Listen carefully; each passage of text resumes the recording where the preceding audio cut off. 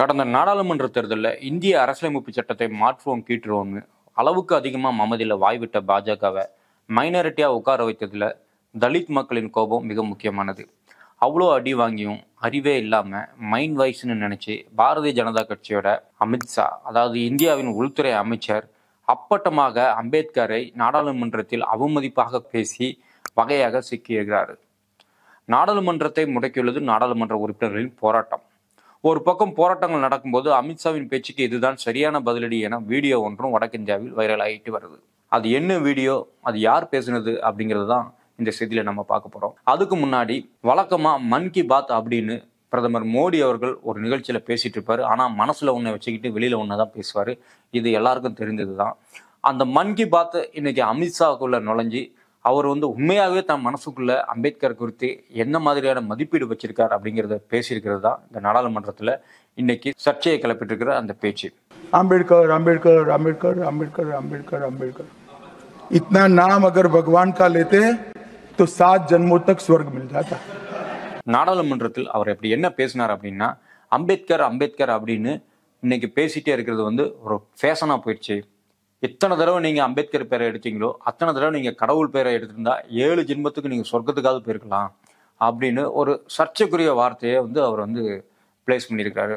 இந்த பேச்சின் மூலம் நம்ம என்ன புரிஞ்சுக்கலாம்னா, அம்பேத்கர் அப்படிங்கிறது ஒன்றுமே இல்லை, நீ அம்பேத்கரை பேரை சொன்னதுக்கு நீ பேசாமல் ஏதாவது ஒரு கடவுள் பேரை சொல்ல, உனக்கு சொர்க்கத்துலேயாவது இடம் கிடைக்கும் அப்படின்னு எதிர்கட்சிகளை பேசுகிறதா நினச்சிட்டு அம்பேத்கரை குறித்த உள் மனசில் இருக்கிற மதிப்பீடை தவறி போய் வெளிப்படுத்திட்டார் அமித்ஷா.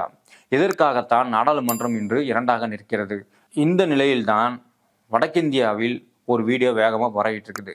அது என்னன்னா, அமித்ஷா பேசியிருக்கிற இந்த கடவுள் பேரை சொன்னா கூட பரவாயில்ல, 7 ஜென்மங்களுக்கு உங்களுக்கு சொர்க்கமாவது கிடைக்கும் அப்படின்னு சொன்னதை ஒட்டி ராமர் கோயில் திறக்கிறப்போ அன்றைக்கு அங்கிருந்த பத்திரிகையாளர் ஒருத்தர் உத்தரப்பிரதேசத்தில் பொதுமக்களிடம் ஒரு பப்ளிக் பைட் ஒன்று எடுத்துட்டு இருந்தார்.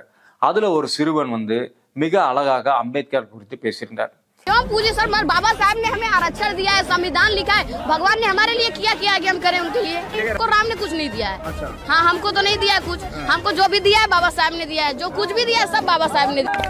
அந்த வீடியோ தான் இன்றைக்கு அமித்ஷாவுக்கு ரிப்ளையா அமைஞ்சிருக்குது. என்னன்னா, அந்த பத்திரிகையாளர் அவர்கிட்ட நீங்கெல்லாம் ஏன் கோவிலுக்கு போக மாட்டீங்களா, நீங்க சாமி கும்பிட மாட்டீங்களா அப்படின்னு கேட்குறப்போ அந்த பையன் அம்பேத்கர் தான் எங்களுக்கு இடஒதுக்கீடு கொடுத்தாரு, அம்பேத்கர் தான் இந்த அரசியலமைப்பு சட்டத்தை எங்களுக்கு எழுதி கொடுத்தாரு, ஸோ அவரே எங்களுக்கு போதுமானது அப்படின்னு சொல்ல, அவர் அப்போ நீங்கள் கடவுளையே கும்பிட மாட்டீங்களா, அம்பேத்கரை மட்டும் பூஜிக்கிறீங்க, கடவுளை பூஜிக்க மாட்டீங்களா அப்படின்னு கேட்க, நாங்கள் எதுக்கு சார் பூஜிக்கணும், எங்களுக்கு அம்பேத்கர் தான் எல்லாத்தையும் கொடுத்தாரு, கடவுள் என்ன கொடுத்தாருன்னு அந்த பையன் திருப்பி கேட்டதும் இந்திய அளவில் மிகப்பெரிய வைரலானது.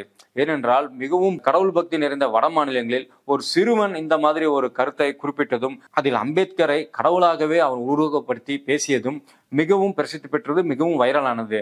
அந்த வீடியோ தான் இன்று அமித்ஷாவோட கடவுள் பேரை சொன்னா கூட பரவாயில்ல, 7 ஜென்மங்களுக்கு சொர்க்கம் கிடைக்கும் அப்படிங்கிற சூழ்நிலையில இந்த பதில அந்த வீடியோவுக்கு பதிலடியாக பரப்பி கொண்டிருக்கிறார்கள் வடக்கிந்தியர்கள். இது குறித்து ராகுல் காந்தி அவர்கள் தனது எக்ஸ்தல பதிவில், RSS காரர்கள் மனுஸ்மிருதியை இந்திய அரசியலமைப்பு சட்டத்துக்கு மேலாக கருதுபவர்கள், அவர்களுக்கு கட்டாயம் அம்பேத்கருடன் பிரச்சனை இருக்கத்தான் செய்யும் என்று குறிப்பிட்டுள்ளார். அது கடந்து காங்கிரஸ் கட்சியின் தலைவர் மல்லிகார்ஜுன் கார்கே தன்னுடைய எக்ஸ்தல பதிவில் மிக தெளிவாக பிஜேபி, RSS மற்றும் அவர்களின் அரசியல் முன்னோர்கள் மனுஸ்மிருதிக்காகவும் இந்திய அரசியலமைப்பு சட்டத்திற்கு எதிராகவும் நின்றவர்களாவார்கள். அவர்கள் தேசிய கொடியை எதிர்த்தனர், மூவர்ணத்தை எதிர்த்தனர், அசோகர் சக்ராவை எதிர்த்தனர், ராம்லீலா மைதானத்தில் அரசியல் சாசன நகல்களை எரிக்கவும் செய்தனர். அவர்களின் 400 பார் மற்றும் இந்திய அரசியலமைப்பு சட்டத்தை மாற்றும் நோக்கமும் இந்திய மக்களால் முறியடிக்கப்பட்டவுடன் அவர்கள் தற்பொழுது பாபா சாஹேப் டாக்டர் அம்பேத்கர் அவர்களின் புகழ்பெற்ற பங்களிப்பை அவமதிக்கிறார்கள் என்றும், பாபாய் சாஹிப் மீதான இந்திய நாடாளுமன்ற பாரம்பரியத்தின் மீதான, ஜனநாயகம் மீதான இந்த தாக்குதலை இந்தியா கட்டாயம் எதிர்க்கும் என குறிப்பிட்டுள்ளார். பாபா சாஹிப் அம்பேத்கரை இழிவுபடுத்தியதற்காக உள்துறை அமைச்சர் அமித்ஷா நாட்டு மக்களிடம் மன்னிப்பு கேட்க வேண்டும் எனவும் தனது எக்ஸ்தலத்தில் பதிவு செய்துள்ளார். வடக்கே ராகுல் காந்தியும் மல்லிகார்ஜுன் கார்கேவும் இப்படி எக்ஸ்தலத்தில் பதிவு செய்து கொண்டிருக்க, தமிழ்நாடு முதல்வர் திரு மு.க. ஸ்டாலின் கொடுத்த அடி இன்னும் முரட்டு அடியாக விழுந்திருக்கிறது.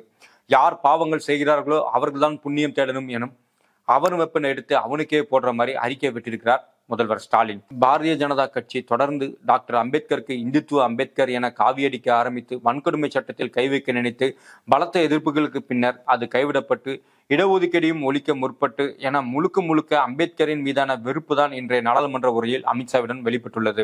அநாகரிகமான அவரது உடல்நடை மற்றும் அவருடைய அம்பேத்கர் குறித்த பேச்சு மிக பெரும் சர்ச்சையை கிளப்பியுள்ளது.